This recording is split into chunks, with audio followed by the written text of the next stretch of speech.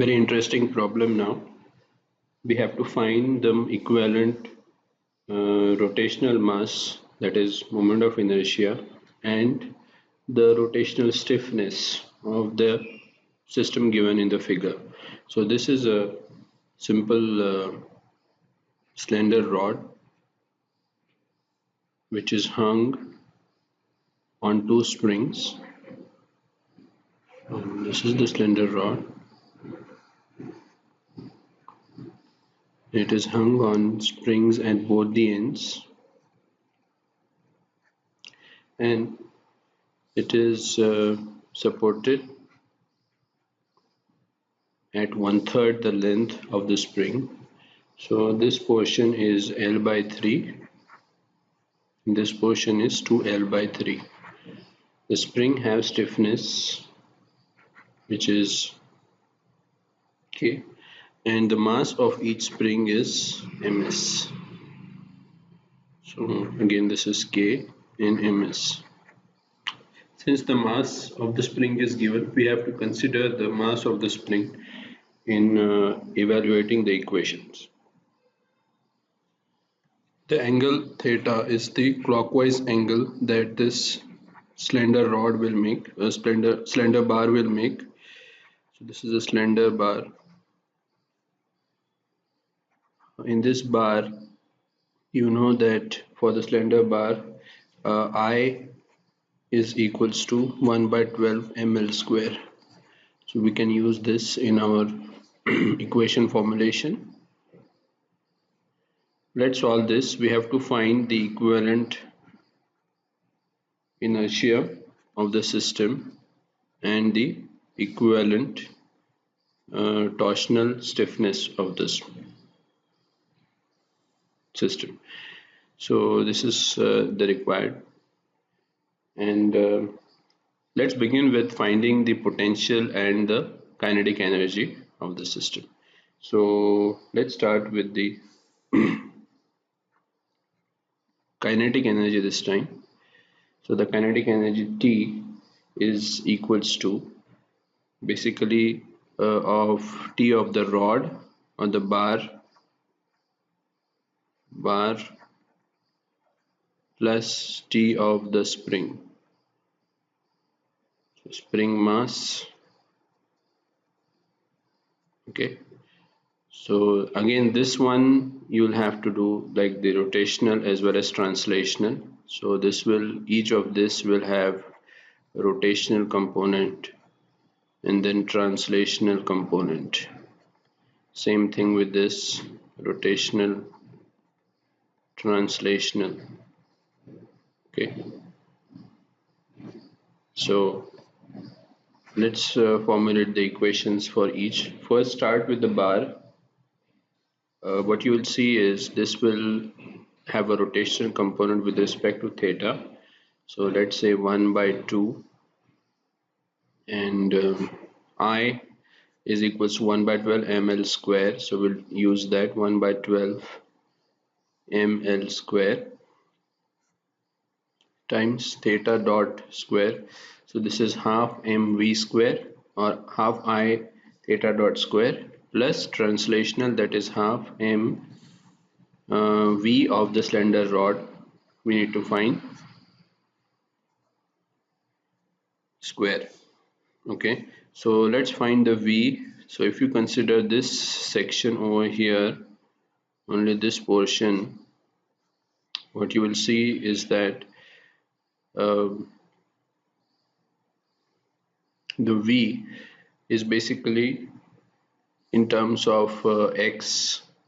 So you have to write that again in terms of theta. Okay, so for a slender rod, this v is going to be half of this times the, so that will be the radius. Okay, so it's going to be something like the x will be equals to L by 3 divided by 2 times the theta. So you can write v as equals to L by 6 theta. Okay, so L by 3 is the length, and then divided by 2. times theta, that will be the x. So in this case this will be equals to L by 6 times theta dot. Okay, that will be the V. Again, plus of that of this the same kinetic energy of the spring, what you'll have is half mass of the spring. We are going to take it as ms by 3 at each end. Okay, this is the approximate value of the mass times L by 3 theta dot of the for the left side, plus for the right side you have got again ms by 3 times 2L by 3 theta dot square. So this is the kinetic energy. If you add everything up, you will end up with 1 by 2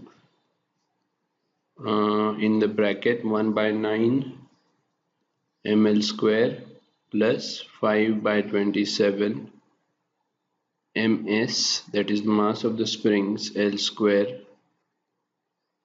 times theta dot square. So this portion over here is your equivalent inertia. Okay, now next thing is we have to find the potential energy of the system. So V is the potential energy. So potential energy is stored in springs. As you know, there are two springs over here. Half kx square is the equation for that. For each spring, it's going to be the length of that from the pivot times the theta. So this is your x equals to L by 3 times theta, plus for the left side, and for the right side it's going to be 1 by 2 times k and 2 by 3 L theta again square. So here the x is equals to 2 by 3 L theta, and this is for the right side of the spring, the right spring. So if you add everything up, you will get V equals to half in the bracket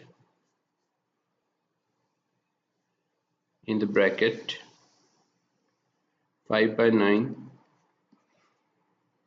k L square theta square. So in other words, this is going to be your equivalent stiffness. Okay, finally you can write the answer as IEQ is equals to 1 by 9 ml square plus 5 by 27 ms L square, and k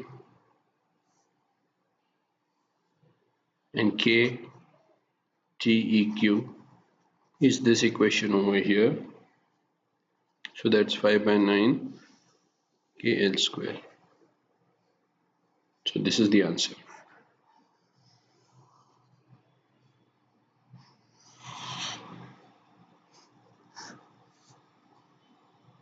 Thank you.